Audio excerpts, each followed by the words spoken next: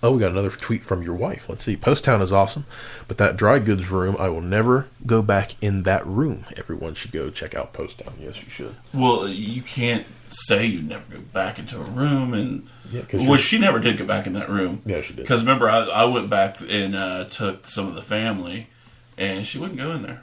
She really didn't go in there. No, she would not go in there. The whole way up there, oh, no problem. Oh, it'll be fine. Oh. And then we get there, she's like, Hey, note. Before we changed up our plans a little bit, but before Jenny was going to be in the dry goods room by herself when we did our last filming at Post Town. But then we stuck the girls together. Yeah. To make it a little bit easier. This time, the fun thing for Jessie is there's not another girl. Nope. So she's just gonna have to kind of tough it out by herself for some of this stuff. We still got to figure out what we're gonna do to her for Saddamsville. Like, we're not gonna chain her up or anything anywhere, but we got to stick her someplace pretty gnarly.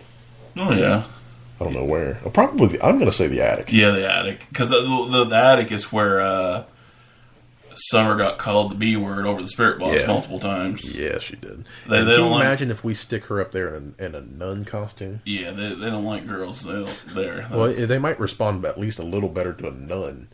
I don't know, man. But, hey, yeah, that was some odd stuff.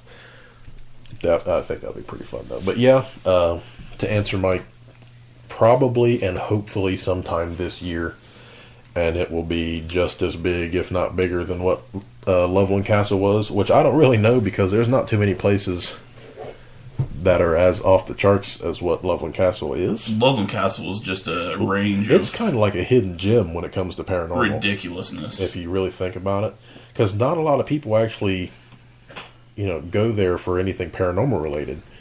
It's mostly just day tours and everything else. Look what Mike just posted. Rolling chair in the basement in a nun costume. That'll be David. Yeah, that's David in the nun costume. I don't think I'm gonna. We better find a big costume. We're gonna find a big ass nun costume. Yeah. One of the flying nun costumes with a weird habit. Yeah. And yeah, with like the weird pointy hat. Yeah, it kind of points up to the side. Yeah. It kind of looks like a gremlin. Yeah. Yeah. I don't know. It'd have to be really big. I think I said the last time. If you've never seen me in person, I am 6'4" and 300 pounds on the nose, so I'm a pretty big guy. I've got if I'm going to wear any form of a costume, it's got to be well planned. You got to bring your Pope hat too. I have to find my Pope hat. I don't know where it's at. I don't remember if I brought it to the new house or not. To be honest with you, it might still be at my parents' house. I'm not sure. But anyway, hopefully sometime this year, and it'll probably be pretty big. Where are we going next? First state of... we could still be talking about where else to find it. YouTube is the big one. If you haven't looked it up already, go look up Adam Kimmel. Go look up Resident Undead on YouTube. There's Living Dead Paranormal. Yeah, there's is it 301 Paranormal? 301 Ghost Chronicles. Is that what it is? Jared Eiler's production. Yeah. I'm not sure what they're doing right now because I think he's studying abroad overseas. So I don't know what they're doing right now. But his stuff is really, really good. I don't know if you've actually sat and watched. Yeah, I've watched quite a bit of it. Yeah, it's phenomenal. Holy crap. And the kid didn't have no formal schooling or anything on that, did he? No. I don't believe so. That's what's amazing. But you know what though? When it comes to Jared, when it comes to Adam, if you've got the talent, it's going to come out. And it always seems to come out. I wish that we had started out like that. Yeah. We know what's going on now, and we know how to do things now. we started editing with Windows Movie Maker, dude. Yeah. That was the most horrible, basic... we would have been better off just, putting out just the whole thing and not even trying to edit it. Yeah, just all the raw footage. That was just ridiculous. And it would be what, me and you, and then sometimes me, you, and Summer sitting in your living room. Yeah. Huddled around a computer, okay, let's do this, let's drag this here, and then you drag it just a little bit too far, and everything disappears. And then it's starting all over. Yeah. But yeah. So really, if you want to find things paranormal related that you want to watch and enjoy, go scour YouTube, because there are so many people online, especially YouTube, that put so much hard work and dedication, blood, sweat, and tears into the things that they're doing, and it shows. It shows in their final product. Or, on the other side of the coin, if you're not finding what you like, go out there and put your own content up. Yeah. I mean, honestly, you don't need the big, crazy equipment. I mean, you're fine with some night vision cameras, some good recorders, and really, what else do you need? Really not. Since we've kind of shied away. You know, you can get some great editing software on the cheap. Yeah. Well, even sometimes, if you get a new laptop or a new desktop, sometimes it comes with some pretty good, editing software.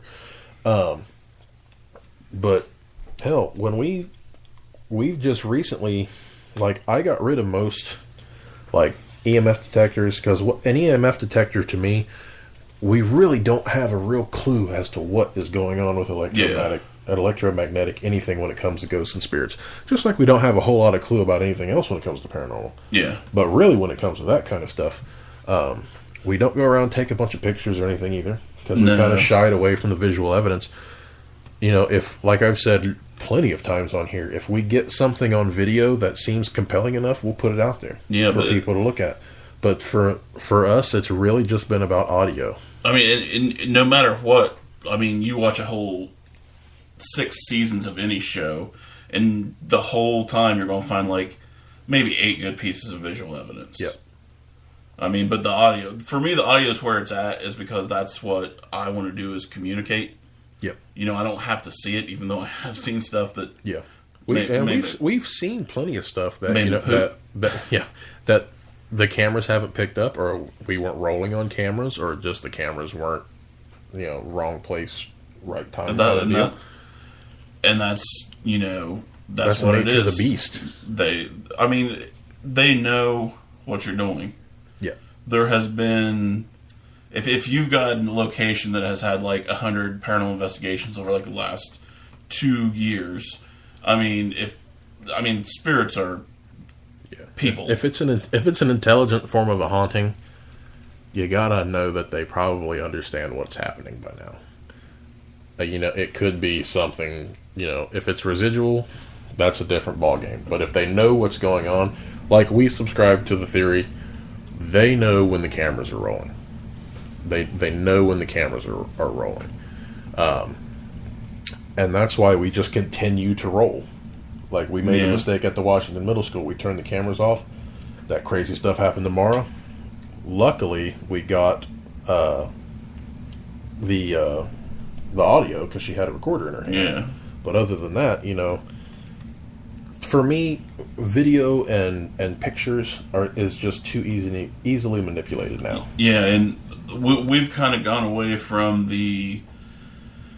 doing the EVP sessions and then going and reviewing them at home. Now we kind of like to do the shorter sessions and review them real time. Yeah, like burst sessions. That way you can see that there's no manipulation going on. We'll play it right, know. And now we have that capability. We've got really nice recorders. We've got two what is called Pandoras by Adam, and then a couple Olympus recorders that are badass, just as badass, I think, as those. That we've gotten great EVPs on. I remember I kind of wish I still had those old Kobe recorders, because I kind of want to put them like a shadow box and have them on the wall. The first pieces of equipment that I ever bought before I had even met Jason were 2 Kobe digital voice recorders. Not Kobe like Kobe Bryant, but like COB1. And I literally would go out to the cemetery and roll on them. I'd go random places and roll on them just to see what I could get. And really, that's where that first EVP from the Washington Middle School came from, was that recorder. And let me tell you that if you haven't heard that EVP, it was kind of nuts. Which we misinterpreted it at first, because it did sound the way we thought that it was, but once you ran it through a software, it wasn't that. It was something pretty nasty.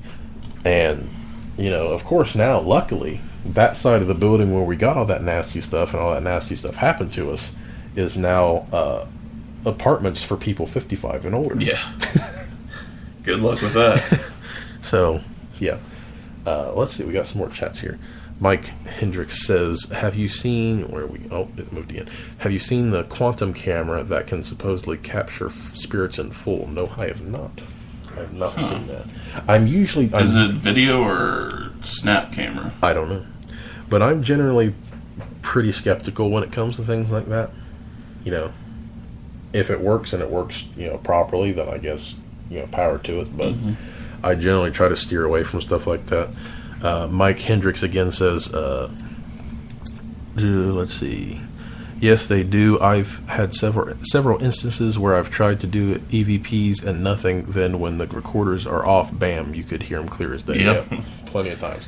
And we have Tanya Fuentes here, coming in from Spreaker.com. I agree with you about not using so much equipment. It's funny to say, but I think that it may scare off ghosts. That's true.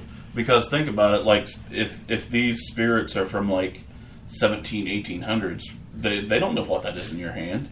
Yeah. That. When you're walking around saying, if you can see this red light, come talk to it. Yeah, I mean, they don't, like... Who knows if they can even really see the red light? If you're in, like, electricity days, you don't know nothing about a red light. I mean... But then again, they see it, they could be, if it really is an intelligent haunting, they could, just be curious about it and want to know what the heck that guy has in his hand. Yeah. Yeah, but I do agree, yeah, they could scare him. Well, there's even theories that, UV light and infrared light could harm them. Yeah.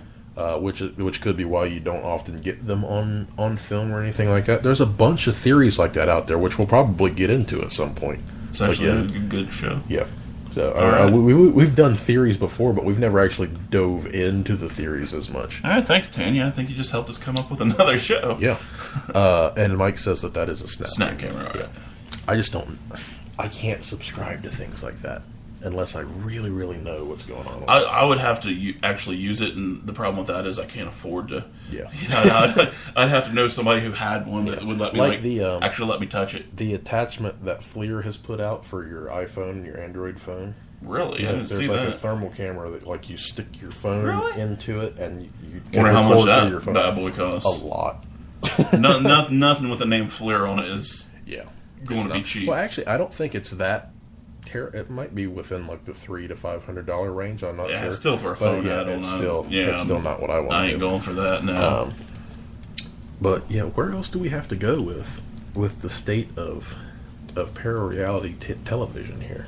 I guess we could just summarize it, and I guess it's to me it feels not that it's on its way out, but it's not as popular as it used to be for some reason to me. Yeah. I don't know if that's just because I haven't really watched it for a long time or what, but I mean, you just really don't hear a lot of people talking about the actual shows anymore so much as they're talking about until you go on Twitter and see all the mostly fan girls. But I mean, like when you're friends with people who are in paranormal groups, I mean, not necessarily friends, but Facebook friends, and that's all they used to talk about, and now it's like...